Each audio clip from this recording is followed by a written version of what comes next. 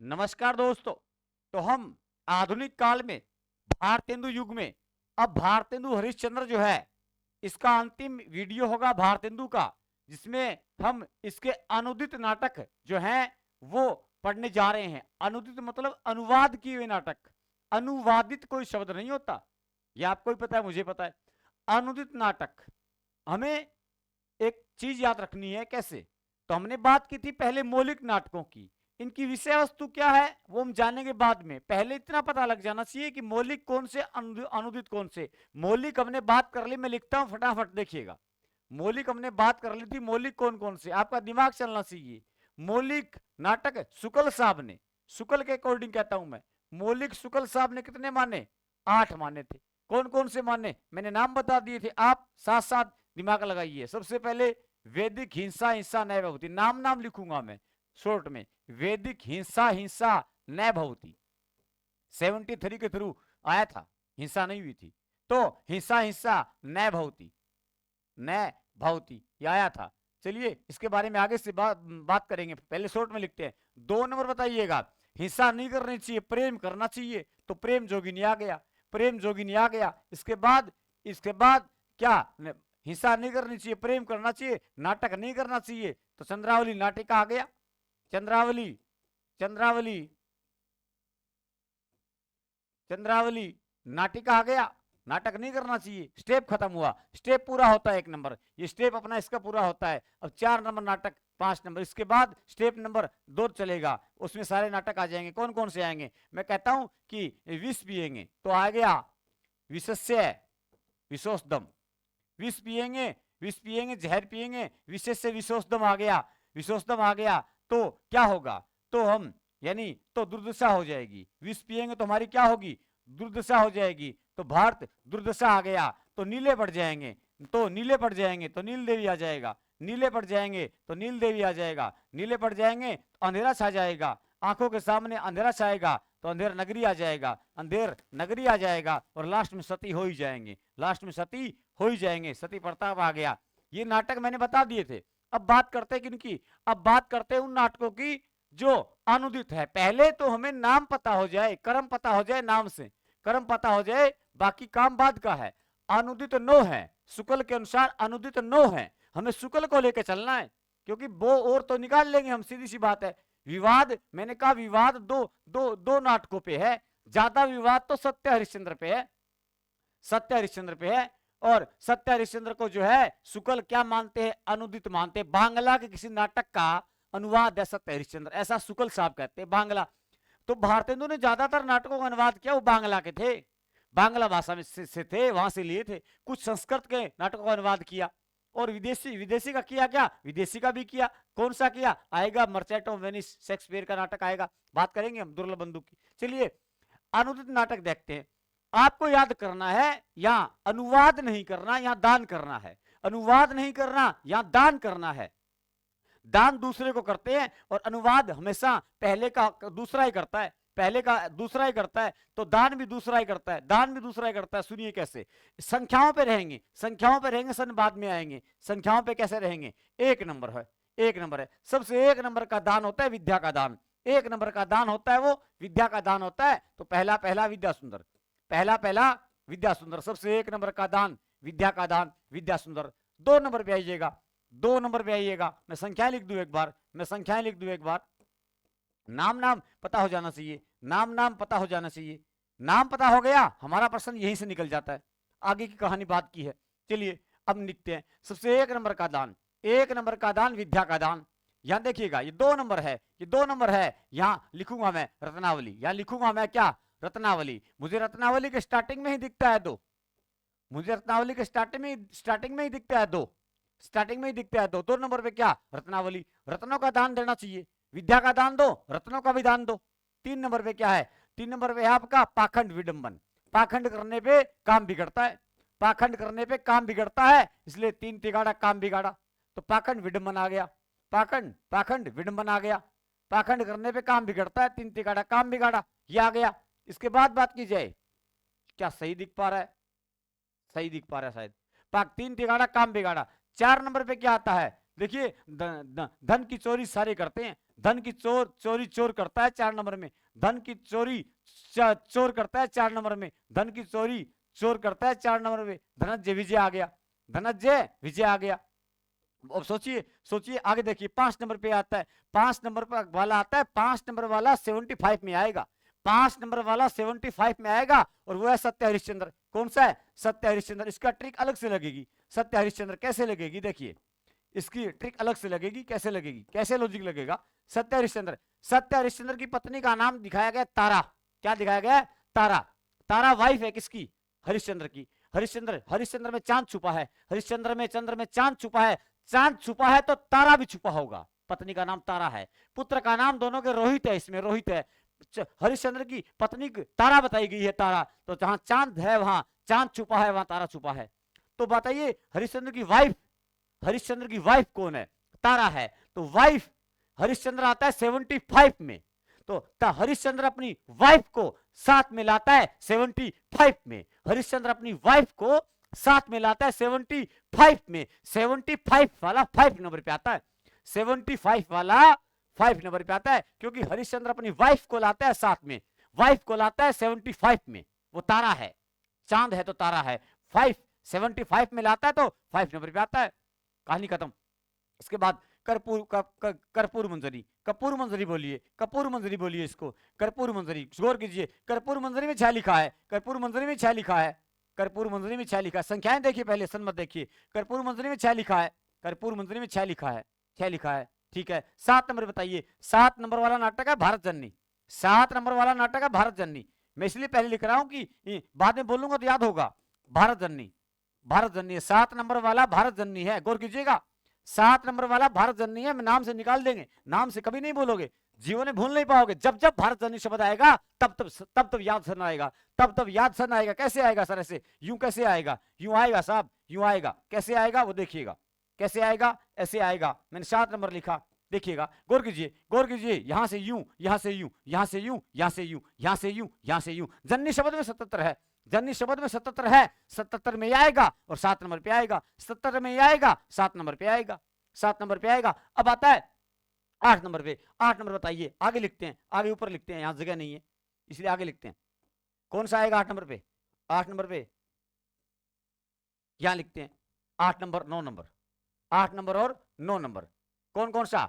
मैं कहूंगा कि दुर्लभ बंधु आता है और मुद्रा राक्षस आता है। लास्ट में दुर्लभ चीज आएगी, लास्ट में हमेशा दुर्लभ चीज लास्ट में मिलती है।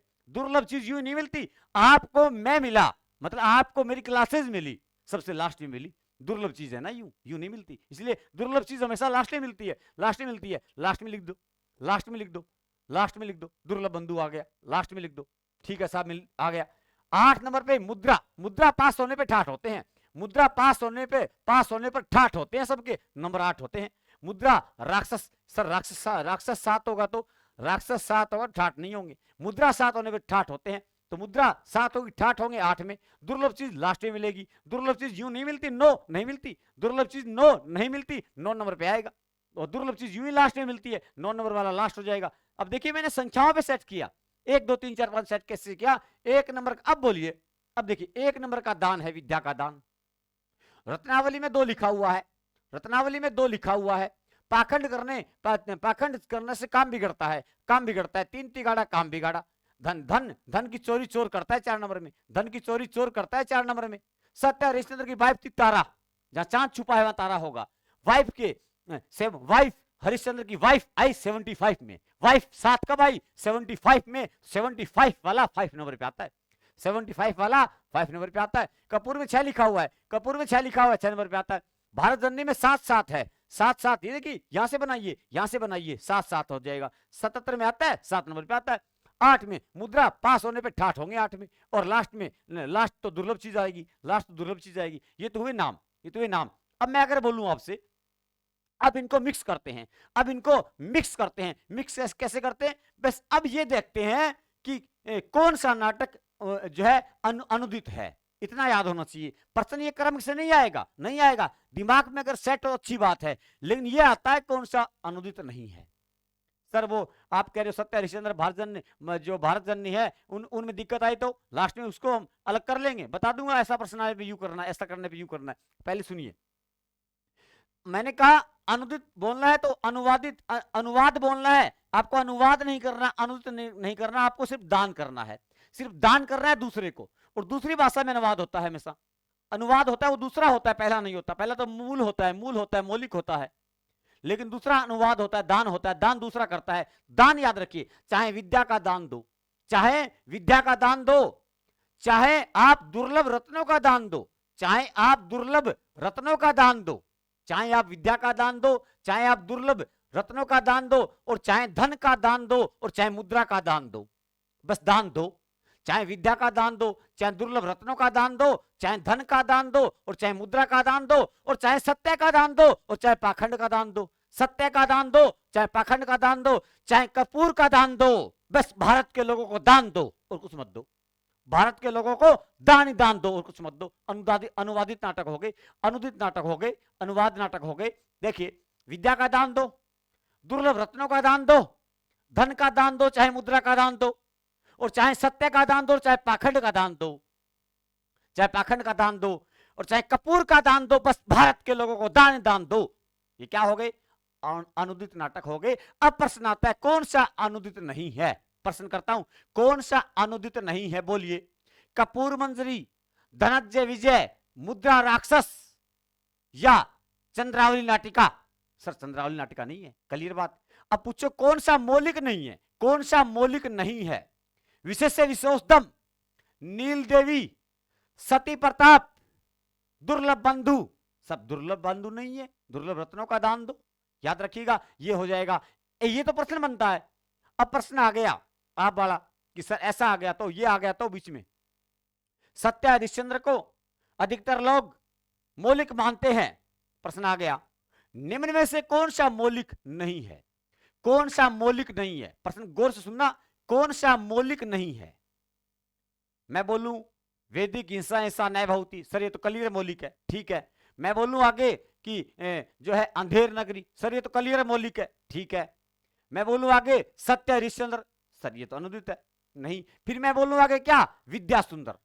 तो क्लियर हो गया कि विद्या सुंदर पे किसी को आपत्ति नहीं है, इसका मतलब उत्तर विद्या सुंदर लेना चाहता है वो। अब इसको क्या मान गया? वो मौलिक मान गया है।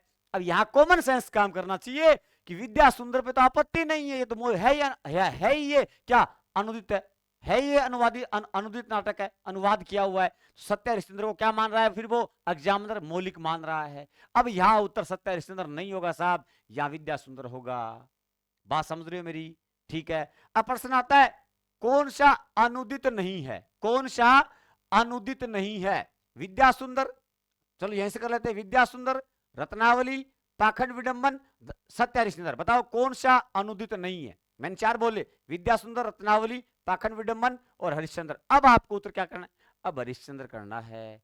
अब हरिश्चंद्र करना है क्योंकि इसको वो क्या मानना चाहता है? मौलिक मानना चाहता है। दे दो उसको, मान ले भाई, ये क्लियर ही अनुदित है। ये ऐसे प्रश्न करेगा, हमें दिमाग लगाना है। ये जो वर्गीकरण कर रहा हूं वो शुक्ल का है। बच्चन क्या करते हैं? बच्चन ने क्या किया? बच्चन की बात याद कर लो। बच्चन क्या करते हैं? बच्चन क्या मानते हैं भाई?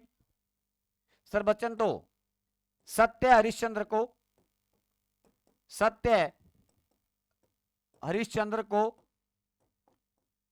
अनुदित मानते हैं, शुक्ल का समर्थन करते हैं, मानते हैं, लेकिन भारत जननी को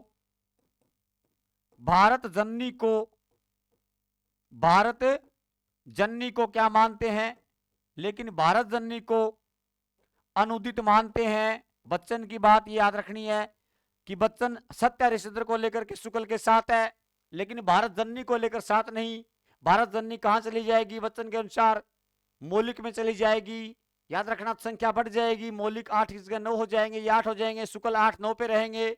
8 और 9, मौलिक पहले आता है, 8 अनुदित बाद में आता है। शुक्ल के अकॉर्डिंग 9, बच्चन आएगा, कहेगा मौलिक 9 हो गए, भारत जननी इधर आ गई और यहां 8 कर दूंगा। सत्य हरिश्चंद्र सही बात है शुक्ल साहब, ये आपका अनुदित है। लेकिन नगेंद्र फिर कहते हैं नहीं साहब, सत्य हरिश्चंद्र मैं उधर ले जाऊंगा। तो ये गालमेल छोड़ दो आप, आपसे नहीं पूछेगा किसके अकॉर्डिंग, आपसे सीधा पूछेगा। वहां सत्य हरिश्चंद्र पे आप दिमाग लगा लेना बस। अगर इन सभी में से एक ही नाम आ रहा है सत्य हरिश्चंद्र, तब तो ये अनुदित अनुदित करना होगा। अगर इसके साथ इनमें से कोई और नाम दे रहा है, तब हरिश्चंद्र को वहां ले जाना अपने आप दिमाग से कि वहां जाएगा। ये बात होगी होगी बात दिमाग में। अब देखो विद्या सुंदर, विद्या सुंदर कब आया? विद्या सुंदर रत्नावली दोनों ये आते हैं 68 में। कब आते हैं? 68 में। आप बताइए 68 में एक पत्रिका आती है कवि वचन सुधा। कवि वचन सुधा, कवि वचन सुधा में सबसे पहले विद्या के बारे में ज्ञान बताया, विद्या का ज्ञान दिया गया नहीं दिया गया। कवि वचन सुधा, कवि ने अपने वचनों से, भारतेंदु हरिश्चंद्र के वचन थे, उनसे वो दिया गया ज्ञान, विद्या का ज्ञान दिया गया। वो कब आया था? कब आई थी? 1868 में। ये भी 1868 में, दोनों 68 में है। कौन कौन सी? शुरू वाले विद्या सुंदर रत्नावली 68 में है। पाखंड विडंबन कब है? देखिएगा पाखंड विडंबन 1872 में है। पाखंड का कोई साथ नहीं देता, कोई साथ नहीं देता। पाखंड का साथ दो, साथ दो, कोई साथ नहीं देता। पाखंड से काम बिगड़ते हैं, 3 तिगाड़ा काम बिगाड़ा 3 नंबर पे आता है। पाखंड का साथ दो, साथ दो, कोई साथ नहीं देता। धनंजय विजय कब आता है? धनंजय विजय आपका आता है 73 में। 73 के थ्रू धन लिया गया, 73 के थ्रू धन आया था। 73 के थ्रू क्या आया था? धन आया था। 73 के थ्रू धन आया था। और मैंने बता दिया हरिश्चंद्र की पत्नी तारा थी, चांद है तारा होगा। अपनी वाइफ को 75 में हरिश्चंद्र की साथ आई वाइफ, तो 75 नंबर पे। कपूर मंजरी, कपूर मंजरी कपूर 75 में, कपूर पूर 75 में, कपूर पूर 75 में। पूर कब आए? कपूर कब आए? पूर 75 में। पूर 75 में। भारत जननी में लिखा हुआ है 77, लिखा हुआ है 77, मैंने यहीं से जोड़ा। मुद्रा राक्षस, मुद्रा पास हो ठाठ होंगे, ठाठ होंगे। राक्षस 7 हो तो ठाठ नहीं होंगे। मुद्रा 7 हो ठाठ होंगे, राक्षस 7 हो तो ठाठ नहीं होंगे। मुद्रा होने पे ठाठ होंगे, राक्षस 7 होने पर ठाठ नहीं होंगे। ठीक है। दुर्लभ बंधु कब आता है? दुर्लभ बंधु 1880 में। ये याद कैसे करें? आप गौर कीजिए उद्रेक नाटक का, उद्रेक नाटक को गौर कीजिए। ऐसा नाटक वहां भी था। कैसा? ऐसा ऐसा नाटक वहां भी था। भारत दुर्दशा, भारत दुर्दशा ऐसा नाटक वहां भी था, वो भी 80 में आता है। भारत की दुर्दशा 80 कर रहे हैं, 80 मतलब हम कर रहे हैं, पंजाबी में क्या 80, 80 ये करेंगे। 80 केड़ा तेरे बिन मर चलिया, मतलब 80 मतलब मैं। भारत की दुर्दशा 80 कर रहे हैं, 80 कर रहे हैं। और भारत की दुर्दशा होने पे ठाठ नहीं होंगे, हम जीरो हो जाएंगे। भारत की दुर्दशा होने पर ठाठ नहीं होंगे, हम क्या हो जाएंगे? जीरो हो जाएंगे। तो जहां दुर्दशा वाला यूं है, जहां जो यूं भारत दुर्दशा यूं यूं वाला इसमें आता है, तो यहां भी यूं वाला उसमें आता है। ऐसे याद रखिए। ये सन हुए, ये सन हुए। चलिए अब एक एक को दोबारा से लेते हैं, इनमें है क्या। मौलिक की बात करते हैं, सुनते रहिए। अब मौलिक की बात करते हैं। मौलिक 8 हैं, मौलिक 8 हैं। अब इन नाटकों को अच्छे समझना, अच्छे समझना है। वैदिक हिंसा, हिंसा न्याय बहुती। अब प्रश्न बनते जाएंगे, वैदिक अंदर के प्रश्न बनेंगे। वैदिक हिंसा, हिंसा न्याय बहुती, न्याय बहुती 73 में। न्याय बहुती कब आता है? न्याय बहुती 73 में आता है। 1800, कहीं गलती से 1900 लग जाए 1800 कर लेना, क्योंकि 1900 हो ही नहीं सकता। ये प्रथम मौलिक है, ये प्रहसन है। क्या है? हास्य व्यंग्यात्मक है, प्रहसन। जिसमें नाटक में हास्य व्यंग्य हो वो प्रहसन कहलाता है, प्रहसन कहलाता है। हास्य व्यंग्य हो, यह प्रथम मौलिक नाटक है, यह प्रथम मौलिक नाटक है। प्रथम नाटक पूछे तो 68 में आता है विद्या सुंदर, कवि वचन सुधा के साथ ही। तो प्रथम नाटक पूछे सीधा तो विद्या सुंदर। प्रथम अनुदित, अनुदित पूछे विद्या सुंदर। प्रथम मौलिक पूछे तब वैदिक है वो मौलिक है, मौलिक है वो वैदिक है। वैदिक वैदिक काल पुराना काल था, प्रथम था। प्रथम मतलब पुराना था, प्रथम मतलब पुराना था। तो प्रथम क्या लिखोगे? प्रथम नाटक नहीं है, प्रथम मौलिक नाटक है। प्रथम मौलिक नाटक है कौन सा? वैदिक हिंसा, हिंसा न्याय बहुती। ये बात होगी, ठीक है साहब, समझ गए हम। अगली बात सुनिए, मैं कहूंगा हिंसा होगी। हिंसा होगी मतलब किसी ना किसी की बलि दी जाएगी। आदमी की बलि दे नहीं सकते क्योंकि कोई देने नहीं देगा, इसलिए पशुओं को दे दो। तो पशु बलि, पशु बलि के निषेध के बारे में कहा गया है। पशु बलि का क्या है? इसमें निषेध होगा, निषेध होगा। कहीं ना कहीं आवाज प्रॉपर आपके पास आ रही होगी। पानी पीता हूं, उसके बाद आगे चलते हैं, पानी पीने के बाद आगे चलते हैं अपन, ठीक है ना। तो पशु बलि का विरोध किया गया है।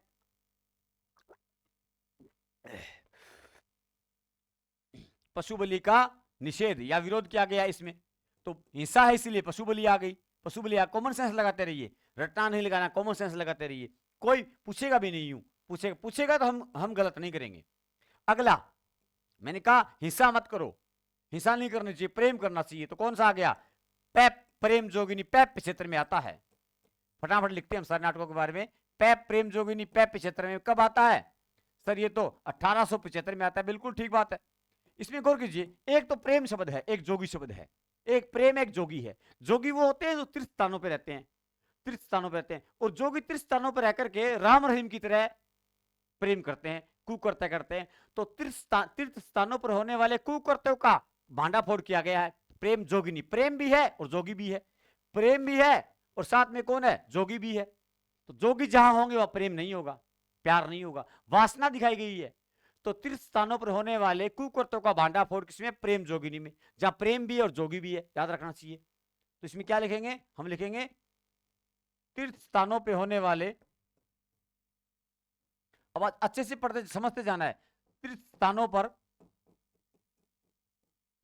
होने वाले कुकर्त्यों का भांडाफोड़ किया गया है, होने वाले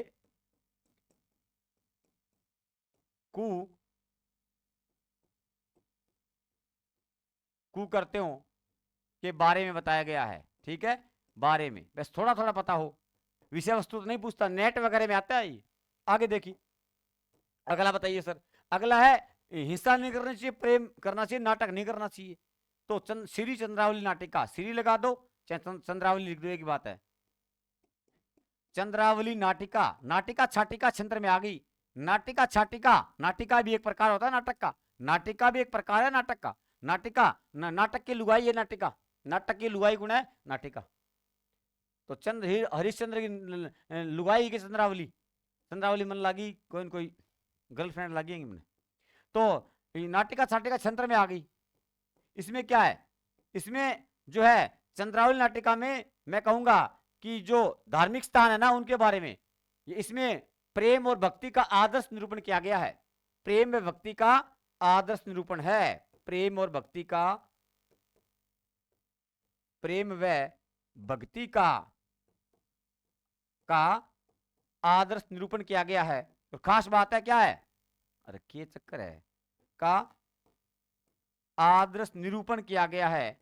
और अगली खास बात क्या है, निरूपण किया गया है, किया गया है। खास बात है कि इसमें केवल नारी पात्र हैं, पुरुष पात्र नहीं है, केवल नारी पात्र हैं। किसमें, चंद्रावली नाटिका में, नाटिका क्योंकि चंद्रावली महिला है, नाटिका भी स्त्रीलिंग शब्द है, तो केवल महिलाएं हैं, केवल महिलाएं हैं। या प्रेम स्त्रीलिंग नहीं है, जोगिनी जरूर है, प्रेम पुल्लिंग है, प्रेम पुल्लिंग एक तरीके से अगर समझे तो, दिमाग लगाएं तो, या जोगिनी स्त्रीलिंग है। यहां देखिए चंद्रावली स्त्रीलिंग है, नाटिका स्त्रीलिंग है, तो केवल स्त्री पात्र है, दोनों शब्द स्त्रीलिंग है तो केवल स्त्री पात्र है, पुरुष पात्र नहीं है इसमें। और मुद्रा राक्षस में, मुद्रा राक्षस में राक्षस है, केवल राक्षस है, राक्षणिया नहीं है, राक्षणिया मतलब लुगाई को नहीं, वहां केवल पुरुष पात्र है। यहां क्या है, नोट लगा के लिखिएगा, केवल महिला पात्र हैं, केवल महिला पात्र है, इसमें नारी पात्र हैं, केवल महिला पात्र हैं, पुरुष पात्र नहीं है, पुरुष पात्र नहीं है, नहीं है साहब। मुद्रा राक्षस में केवल राक्षस हैं, केवल मनुष्य है, राक्षसणिया नहीं है कि मेरा राक्षस आगे, मेरा राक्षस अर्थ है कि हो राक्षणी हो, डाकण हो, जो भी हो। चलिए मजाक की बात है, आगे चलते हैं 4 नंबर पे। अगला देखते 4 नंबर कौन सा है, 4 नंबर आता है, इसके बाद आता है विशेष्य विशोषदम, विशेष्य विशोषदम, विशोषदम ये आता है, विच्छेद्य विशोषदम छंत्र में आता है, विच्छेद्य विशोषदम छंत्र में आता है 1800 छंत्र में। ये भाण है, ये क्या नाटक का एक प्रकार भाण है, नेट में पूछा गया प्रश्न है, भाण है, ये क्या है, भाण। देखो नाम बड़ा नाम छोटा, नाम बड़ा नाम छोटा। इसमें देसी राजा जो है, देसी राजाओं के देसी राजाओं की कुचक्करपूर्ण जो स्थिति है उसका जिक्र किया गया है। वो कुचक्कर चलते रहते, बुरी चाल चलते देसी राजा, देसी राजाओं की कुचक्करपूर्ण स्थिति का वर्णन किया गया किसमें, विशेष्य विशोषदम में। तो हम लिखेंगे देसी राजाओं की, देसी राजाओं की राजाओं की कुचक्कर पूर्ण स्थिति का वर्णन मिलता है, स्थिति मिलती है। देखिएगा, भाण है, देसी राजधानी बने कुचक्कर चलने की बाण पड़ रही, कुचक्कर की के पड़ रही बाण, बाण को बाण को नहीं, बाण पड़ रही, बाण पड़ रही।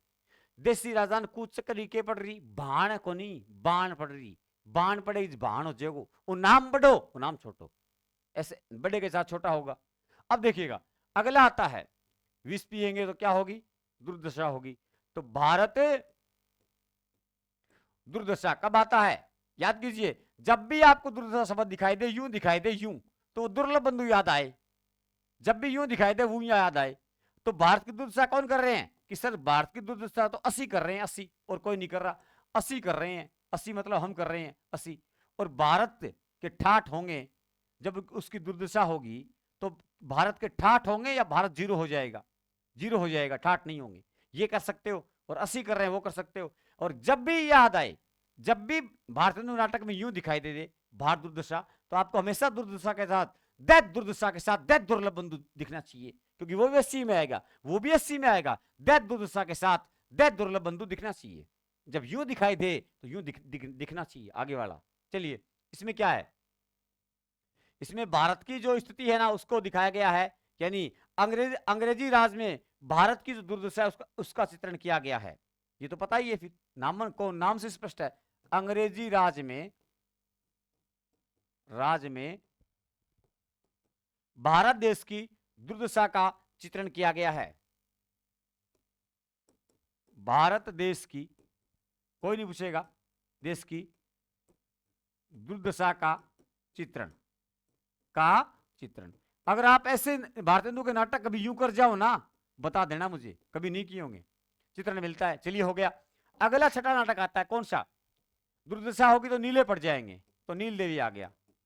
कौन सा आ गया, नील देवी। इसमें पंजाब के एक राजा के ऊपर, हिंदू राजा पर मुसलमानों की चढ़ाई का जिक्र किया गया है, मुसलमानों की चढ़ाई है, और नारी का आदर्श रूप दिखाया गया किसमें, नील देवी में। नील देवी, और एक साथ में लिखेंगे हम कौन सा, साथ में यहां लिख लेंगे अपना कौन सा, अंधेर नगरी। कौन सा, अंधेर नगरी। दो तरीके हैं याद करने के, दो तरीके हैं, एक नील देवी है एक नगरी है, एक नील देवी है तो एक नगरी है, एक नील देवी है एक नगरी, साथ याद रखिए, एक नील देवी है एक नगरी है, एक नील देवी है एक नगरी है, एक नगरी है। बीच में क्या लगाना चाहिए सर, बीच में तो 9 लगा दूं या 8 लगा दूं, 8 वाला चल रहा है, 8 लगाना चाहिए, तो 8 ही लगाना चाहिए, 9 नहीं। एक देवी है एक नगरी है, जब भी याद आए, एक देवी याद आए एक नगरी याद आए, एक देवी याद आए एक नगरी याद आए, बीच वाली संख्या खुद लगा दो, बीच वाली संख्या खुद लगा दो, ऐसे कर लो। और अंधेर नगरी तो यूं भी कर सकते हैं कि अंधेरा हो तो हमेशा 18 का उल्टा दिखेगा, 18 का उल्टा दिखेगा, अंधेरे में कभी उल्टा दिख नहीं सकता, इसलिए ये सन हो गया, ये दोनों का सन हो गया। नील देवी में क्या है, इसमें एक लाइन है, कहां करुणा निधि केशव सोए, कहां करुणा निधि केशव सोए, याद रखिएगा।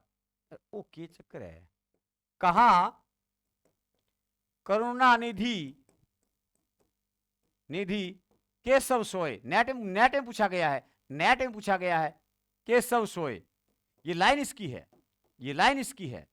आप बताइए, जब आदमी विष पिएगा उसकी दुर्दशा होगी, वो नीला पड़ जाएगा, वो सो जाएगा। जब आदमी विष पिएगा उसकी दुर्दशा होगी, वो नीला पड़ जाएगा, वो सो ही जाएगा, वो सो ही जाएगा, उठेगा थोड़ी, सो ही जाएगा। तो ये सोए साए वाली बात कहां आती है, नील देवी में। इसमें क्या है, भारतीय नारी का आदर्श रूप दिखाया गया है। एक बात तो ये भारतीय नारी का आदर्श रूप है, ठीक है साहब, ये मान लिया आपकी बात। और बताओ, पंजाब के हिंदू राजा पर मुसलमानों की चढ़ाई दिखाई गई है, इस बात को और लिखना होगा, इस बात को और लिखना होगा, मैंने छोटा कर दिया मार्कर। पंजाब के हिंदू राजा पर मुसलमानों की चढ़ाई है। वो नीला क्यों पड़ा, नीला क्यों पड़ा होगा, क्योंकि उसके ऊपर जहर ने चढ़ाई कर दी होगी। तो नील देवी में मुसलमानों के बारे में है, नील देवी में मुसलमानों के बारे में है। चढ़ाई का वर्णन मिलता है। तो नील देवी में किसके बारे में? मुसलमानों के बारे में। आपको याद आना चाहिए 1909 का मार्लेमेंटो अधिनियम, 1909 का मार्लेमेंटो अधिनियम मुसलमानों के लिए पृथक निर्वाचन प्रणाली किस अधिनियम के तहत आई थी? मार्लेमेंटो अधिनियम के तहत आई थी। 1909 में मुसलमानों को दे दिया गया अलग। वो बात याद आ गई? बात याद है तो बता दिया मैंने आपको। चलते चलते वो अलग बात भी आ जाए तो उसको याद करना चाहिए। अंधेर नगरी में क्या है? अंधेर नगरी में पता है, यथा राजा तथा प्रजा होता है, और कोई खास बात नहीं। इसमें अंधेर नगरी के अंक याद रखने चाहिए। अंक कितने? दृश्य कितने? 6 दृश्य हैं, 6 दृश्य हैं। अंधेर नगरी में शब्द भी 6 हैं, अक्षर भी 6 हैं, शब्द नहीं अक्षर भी। अंधेर नगरी में अक्षर भी कितने दिखते हैं? 6 दिखते हैं। तो 6 दृश्य हैं। कितने हैं? 6 दृश्य हैं। और मैं कहूं कि इसमें कहते हैं कि एक रात में लिखा था, एक रात में लिखा था इसको, एक रात में लिखा। बताइए, रात अंधेरी थी, अंधेरी रात में दिया तेरे हाथ में। दीपक मतलब है दीपक।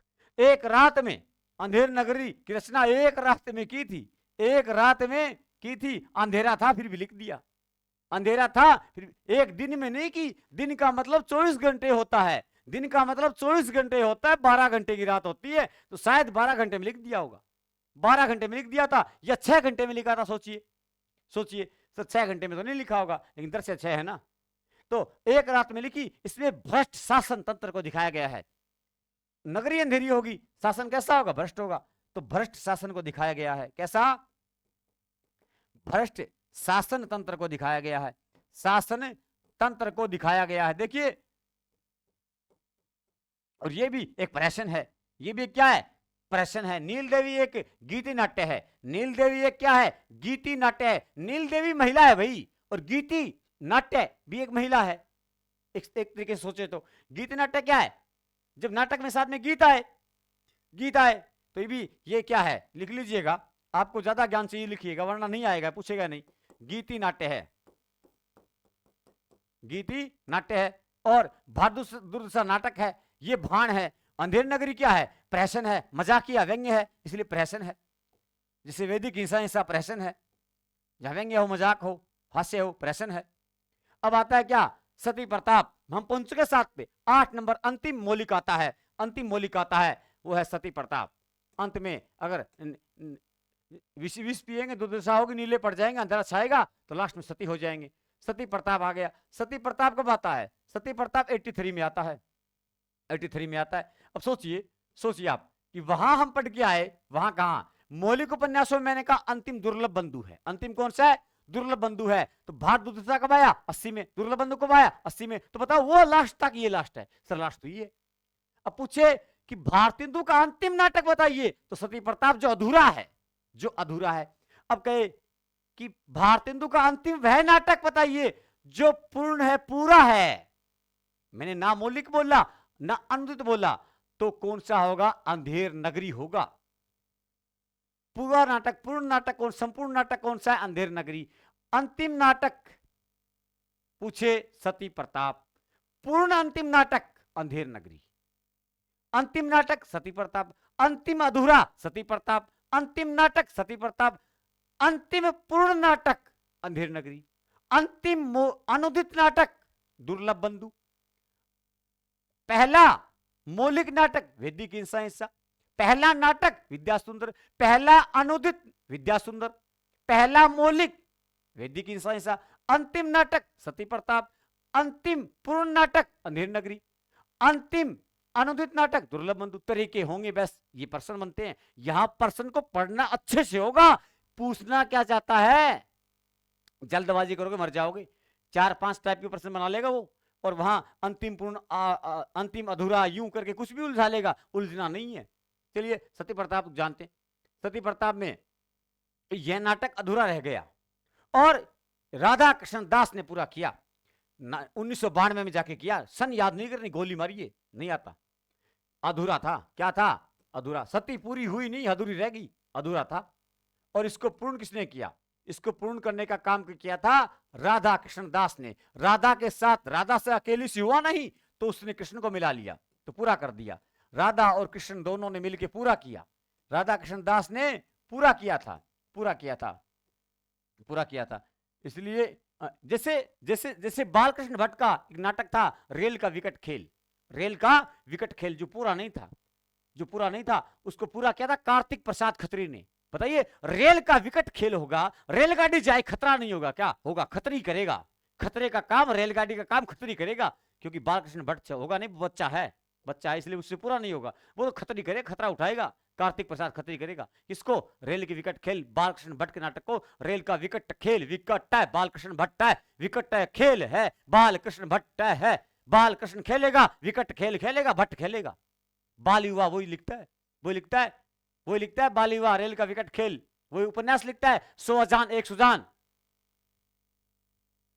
100 अजान एक सुजान, नूतन ब्रह्मचारी, चंद्रसेन रहस्य कथा, उपन्यास लिखता है, वो निबंध भी लिखता है, सब बातें करूंगा मैं। भाई यहाँ घुमाइए मत, यहाँ नहीं जाएंगे, वहां नहीं जाएंगे, एक बार छोड़िए उसको, भूल जाइए मैंने क्या बोला। राधा कृष्ण दास, राधा कृष्ण दास ने पूरा कर दिया, सती प्रताप अधूरी रह गई, पूरी नहीं हुई, पूरा करने के लिए आ गया। और ये जो सती प्रताप है वो सती सावित्री की कथा पे है। किसके ऊपर? सावित्री की कथा पर है, सावित्री के कथानक पर है, नहीं पूछेगा आपसे, सावित्री के कथानक पर है। ये आपके पूरे हो गए साहब, कौन से कथानक पर? ये आपके मौलिक पूरे हो गए। अब बात करते हैं किसकी? अनुदित की। सही आ रहा है क्या वीडियो? हाँ ओके अभी तक। अब बात करते हैं अनुदित की। चलिए इसी पे से शुरू करते हैं, फिर ये अगले से करें। चलिए इसी से कर देते हैं, कोई बात नहीं। अब आपका बारी आती है अनुदित। अनुदित में याद रखिएगा दान करना है, दान करना है। पहले तो संख्या पता हो, पहले तो संख्या पता हो 9, किसके अनुसार? According to Shukla, ARC, ARC 9 मानते हैं हम, एआरसी की बात करेंगे, क्योंकि उसकी हिम्मत नहीं है एआरसी से अलग पूछ ले, शुक्ल से अलग पूछ ले। वो पूछेगा शुक्ल से, पूछेगा शुक्ल से, और से पूछता नहीं है, इसलिए इसीलिए शुक्ल को बार बार कर रहा हूं कि मुझे पता है शुक्ल से पूछेगा। अब देखिएगा, अब देखिएगा, हम बात कर रहे हैं किसकी? सबसे पहले 1 नंबर का काम दान देने का होता है, विद्या का दान। तो विद्या सुंदर आ गया, विद्या सुंदर आ गया। देखिए 1 नंबर का काम शुरू किया भारतेंदु ने, कवि वचन सुधा 1 नंबर का काम किया था भारतेंदु ने 68 में, 68 में 1 नंबर का काम किया विद्या सुंदर, 68 में 1 नंबर का काम, 1 नंबर का काम। तो ये कब हुआ? ये आया साहब 1868 में आया था। सबसे पहला अनुदित नाटक था, सबसे पहला अनुवाद किया हुआ नाटक था विद्या सुंदर। 1 नंबर का काम विद्या का दान करना होता है। 1868 में 1 नंबर का काम कवि वचन सुधा पत्रिका थी, 68 में आई थी, उसके साथ कनेक्ट कीजिएगा, इसलिए सीधा याद कीजिए। अब बात करते हैं आगे क्या विद्या सुंदर में क्या है, ये किसका, अगर हम कहें कि विद्या सुंदर जो है वो किसका अनुवाद होना चाहिए? विद्या सुंदर प्रथम अनुदित नाटक है, पहली बात तो ये पता हो।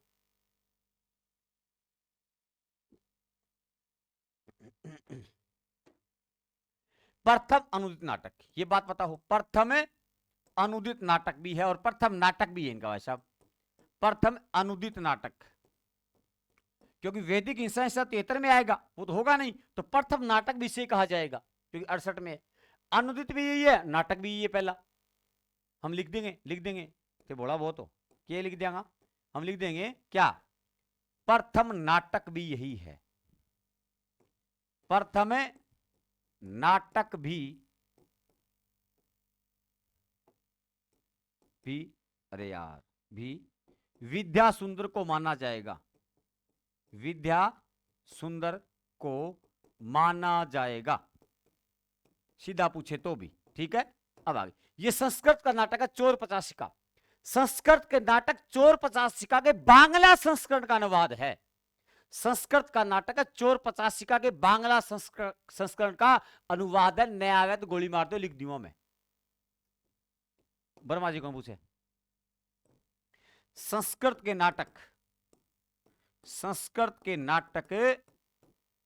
चोर 85 का, चोर 85 का 4-5 की गिनती सिखाई है, विद्या को ध्यान दी है, 4-5 सिखा दियो, चौको 4 5 5, ये विद्या का ज्ञान है। चोर 85 के बांग्ला संस्करण का अनुवाद है, बांग्ला। अब देखो समझो ये बात ना कि कहना चाहो, संस्करण का अनुवाद है। अब एक बात बताऊं था ना कि संस्कृत में जो एक नाटक कांचन कवि लिखियो, ठीक है, चोर 85 का, बैंगो कणी और बांग्ला में अनुवाद करियो, वो मोहन ठाकुर। कौन हो? मोहन ठाकुर। और उस बांग्ला संस्करण का अनुवाद किया भारतेंदु ने। संस्कृत कौन करो? डायरेक्ट इनडायरेक्ट रूप में करो। संस्कृत करो कौन है? बांग्ला मोहन ठाकुर। मोहन ठाकुर का बांग्ला का अनुवाद कर दियो भारतेंदु। तो मैंने क्या लिखा? संस्कृत के नाटक चोर पचासिका के बांग्ला संस्करण का अनुवाद है। और बांग्ला संस्करण जो लिखा था किसका? चोर पचासिका का। वो लिखा था मोहन ठाकुर ने। मोहन ठाकुर, बहुत डूंगी बात है। कौन पूछे? मोहन ठाकुर। आप बताओ, बंगला गाड़ी ठाकुरों के पास होते हैं। बंगला गाड़ी किसके पास होती है? ठाकुरों के पास ही होती है। तो बांग्ला में अनुवाद तो ठाकुर ही करेगा। बंगला गाड़ी उसके पास होती है, ठाकुर के पास होती है। छोड़िए उस बात को, छोड़िए, नहीं याद होता छोड़िए, पूछेगा भी नहीं। आगे देखते, 2 नंबर देखिएगा। 2 नंबर आ गया सब, रत्नावली आ गया। कौन सा आ गया? रत्नावली। 2 नंबर का नाटक आता है कौन सा? रत्नावली आता है। आवाज आ रही? हाँ, हेलो, आ रही। रत्नावली आता है। रत्नावली भी कब आता है? 2 नंबर का रत्नावली भी आता है कब? विद्या सुंदर के साथ ही। रत्नावली सुंदर बहुत होगी, रत्नावली सुंदर बहुत होगी इसलिए साथ आ गई। सुंदर बहुत होगी इसलिए उसके साथ आ गई 1868 ईस्वी में। ये किसका अनुवाद है? ये संस्कृत के रत्नावली का, संस्कृत के नाटक, संस्कृत के नाटक, संस्कृत के रत्नावली का अनुवाद है। कोई नहीं पूछेगा आपसे, नाम सही है, रत्नावली का अनुवाद है। छोड़ो इस बात को, ये यूं ही है, यूं ही है। चलिए तीसरा देखते हैं, तीसरा देखते हैं फटाफट। 3 नंबर वाला कौन सा है साहब? 3 नंबर वाला पाखंड विडंबन। कौन सा है? पाखंड विडंबन है। पाखंड विडंबन। पाखंड करने पे काम बिगड़ता है। 3 तिगाड़ा काम बिगाड़ा, 3 तिगाड़ा काम बिगाड़ा, पाखंड विडंबन 3 नंबर पे। इसीलिए जो है प्रबोध चंद्र, संस्कृत का नाटक है कौन सा? प्रबोध चंद्र उदय, उसके तीसरे अंक का अनुवाद है ये। और पाखंड का कोई साथ नहीं देता। पाखंडी लोग कहते हैं हमारा 7-2 कोई साथ नहीं देता। 7-2 पाखंड करने वाले कहते हैं 7-2 कोई साथ नहीं देता होगा, या देता होगा? 7-2 में पाखंड करने वाले 7-2 करते रहते हैं कि 7-2। ये किसका अनुवाद है? मैंने अभी कहा कि है प्रबोध चंद्रोदय नाटक है संस्कृत का। प्रबोध चंद्रोदय के तीसरे अंक का अनुवाद है। कौन से? 3 नंबर के अंक का है। 3 नंबर वाला आता है वो 3 नंबर के अंक का अनुवाद करता है। तीसरे अंक का अनुवाद है, तीसरे अंक का अनुवाद। तीसरे अंक का अनुवाद है, चौथे का नहीं है। 3 नंबर वाला तीसरे का अनुवाद है। पाखंड वाले कहते हैं कि हमारा 7-2 बेहतर में आता है। अब बताओ साहब, 3 तो हो गए, चौथा बताओ। चौथा धनंजय विजय। चौथा है धनंजय विजय। धन को चोर ले जाएगा 4 नंबर में, धन को चोर ले जाएगा 4 नंबर में। तो धनंजय विजय आ गया। कौन सा आ गया? धनंजय विजय आ गया, याद रखना है। तो ये आता है कब? ये आता है 73 में। तो 73 में, 73 के थ्रू धन ले जाना है। 73 के थ्रू क्या लेना है? धन लेके जाना है। धन चोर ले जाएंगे 4 नंबर में। 73 के थ्रू क्या लाओ? धन लाओ। और धन कौन ले जाएगा? चोर ले जाएगा 4 नंबर में। ये क्या है? ये कांचन कवि का एक नाटक है, उसका अनुवाद किया गया है। धनंजय विजय क्या है? कांचन कवि के एक नाटक का धनंजय विजय लिखा गया है, उसका नाम, उसका अनुवाद है। तो कोई खास बात नहीं, यूं ही है, बस लिख दीजिए। क्या? कांचन कवि, कांचन कवि के नाटक धनंजय विजय का अनुवाद है। कोई नहीं पूछेगा, नाम सही है, नाम सही है। नाटक धनंजय विजय का अनुवाद है, धनंजय विजय का अनुवाद है। मैं कहूंगा कि आप ये क्लास देख लो अच्छे से, दोनों क्लास, पहले वाली ये क्लास दोनों देख लो। तो एक बार याद करके माइंड से या सेट करके नाटकों को रफली लिखेंगे, याद करके, देख के नहीं लिखेंगे। पहले मौलिक लिखेंगे, फिर सन लिखेंगे, फिर अनुदित लिखेंगे, सन लिखेंगे। एक बार अभ्यास अवश्य कीजिएगा, रफली 10 मिनट का टाइम लगेगा, लिख लीजिएगा, दिमाग में सेट हो जाएंगे और प्रश्न आएगा, गलत नहीं होगा। तो ये हो गया। अब 5 नंबर में बताइए, सत्य हरिश्चंद्र है। कौन सा है? सत्य हरिश्चंद्र।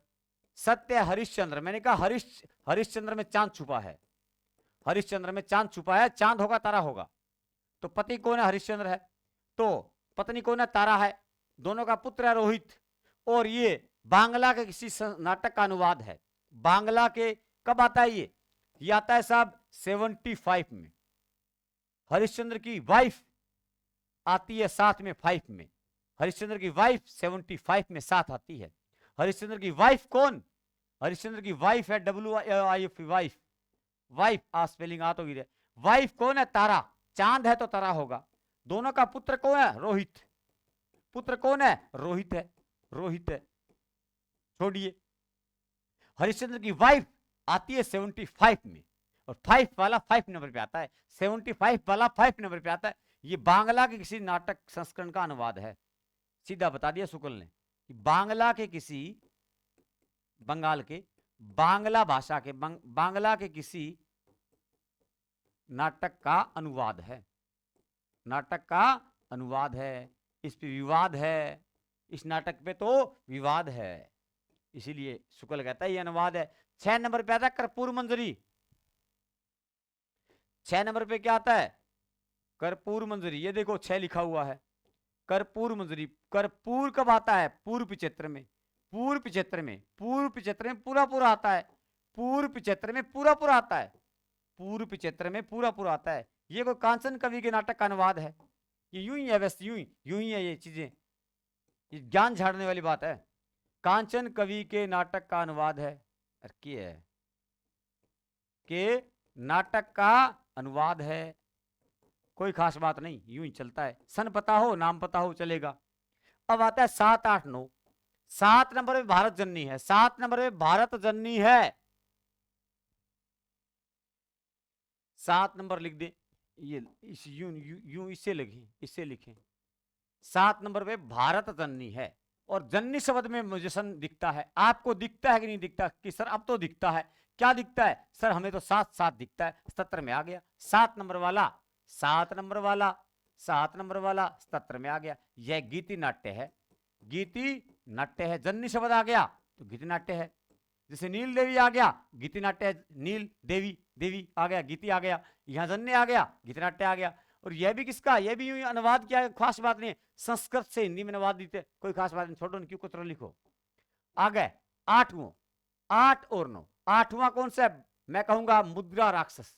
यहां बात इंपॉर्टेंट है। देखिए कौन कौन से अनुवाद याद रखने हैं। मैं कहूंगा 3 अनुवाद याद रखने हैं। किस कौन कौन से गुरुजी?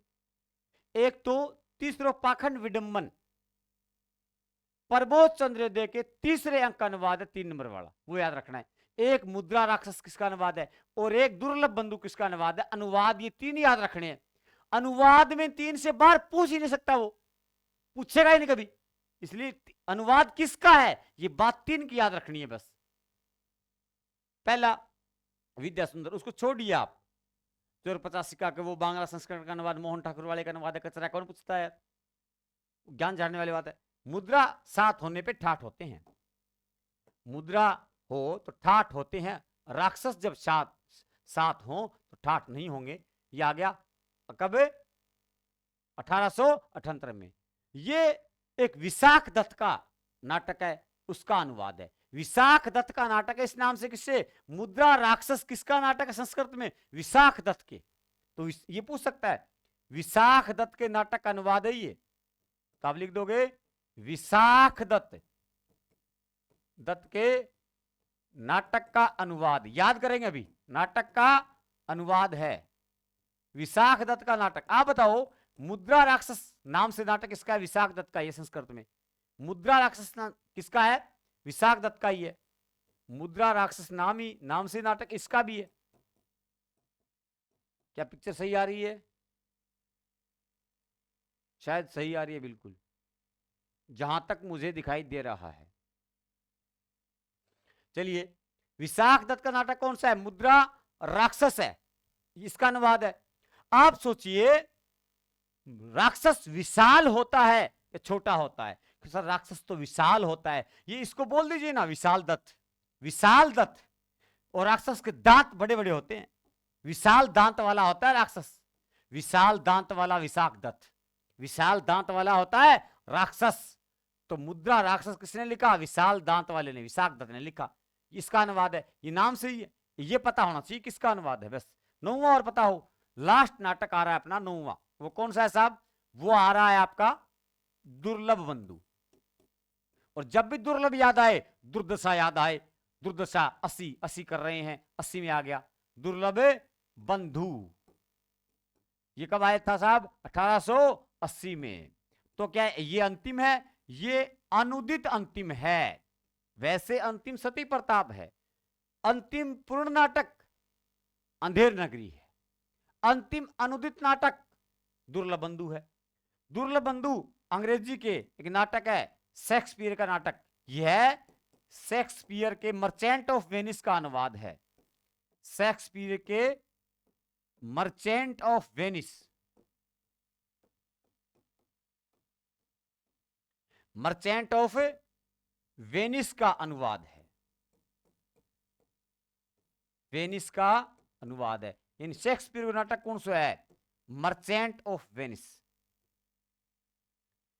शेक्सपियर ने पीने के लिए मर्चेंट कुछ खरीदा होगा, छांटो खरीदे हो। शेक्सपियर ने पीने के लिए मर्चेंट किया होगा, कुछ खरीदा होगा, कुछ खरीदा होगा कुछ। तो याद रखना है, शेक्सपियर का नाटक है मर्चेंट ऑफ वेनिस का अनुवाद कौन सा है? दुर्लभ बंधु। अब देखिएगा कि दुर्लभ बंधु इसका अनुवाद है किसका? मर्चेंट ऑफ वेनिस का। और खरीदने वाले, पीने के लिए खरीदने वाले आदमी जो होते हैं, बंधु होते हैं, वो दुर्लभ होते हैं। पीने वाले दुर्लभ होते हैं, पीने वाले दुर्लभ होते हैं। और जहां जो इसका अनुवाद तो ये होगा, इसका अनुवाद तो ये होगा, इसका अनुवाद क्या होगा? ये होगा। ऐसे याद रखना चाहिए। चलिए मैंने आपको बता दिया, और हम लिखेंगे यह क्या है? यह अंतिम अनुदित नाटक है, अंतिम अनुदित नाटक है। मैं प्रश्नों की शैली भी बात कर चुका हूं यहां पे, और आपको बात बता चुका हूं। मैंने आपको ये सारी चीजें 4-4 बार बोल दी होगी, तो मेरे हिसाब से आपको याद हो गया होगा। अब हम बात करते हैं शुक्ल साहब की। शुक्ल साहब ने जो है सत्य हरिश्चंद्र को क्या माना है? सत्य हरिश्चंद्र को अनुदित माना है। लिखोगे आप? लिखेंगे। एआरसी ने सत्य हरिश्चंद्र को, चंद्र नाटक को अनुदित माना है। क्या माना है? अनुदित माना है। ओ लो जी, मेरे को तो भारतेंदु नाटक याद करना ओ तरीको हो, और थाने याद करा दिया। मेरे हिसाब को याद हो गया होगा, आपके याद हो गया होगा, मेरे हिसाब से हो गया के? हाँ तो बरदेवर बोलो, हाँ गुरुजी हो गया। मजा आएगा के? आ गया। और सो जाओ। तो ये देखो, मैं कहूंगा हमने बात कर ली किसकी? हमने बात कर ली भारतेंदु हरिश्चंद्र के नाटकों की, और इसी के साथ भारतेंदु हरिश्चंद्र का होता है समापन। मतलब युग का नहीं, भारतेंदु का समापन। अब अगला व्यक्ति पढ़ा जाएगा।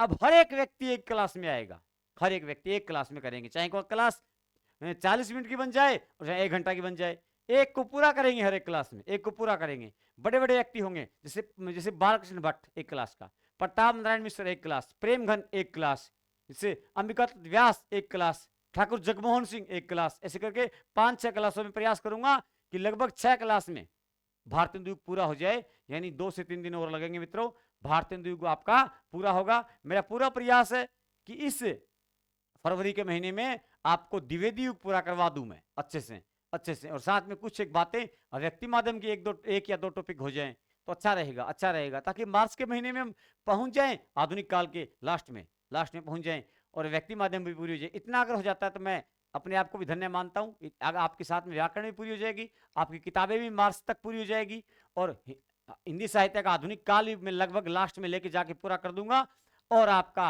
व्यक्ति माध्यम भी पूरा कर दूंगा। तो आपकी एमए काव्य शास्त्र पूरा हो चुका है। आपका मेरा मानना है कि 95% प्लस कोर्स आपका मार्च के महीने में पूरा होगा। आप रिवाइज मोड पे अवश्य रहिएगा, रिवीजन जरूरी है। कोर्स आपको अक्सर कोर्स करा दो, गैलोडो को करा दियो, बार बार अभ्यास अवश्य करो, और क्लास तरह गुरुजी को बात कर इकट्ठी आ जाए।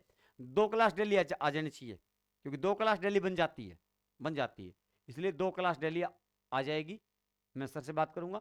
तो मिलते हैं आपसे आगे अगले राइटर के साथ, तब तक के लिए धन्यवाद।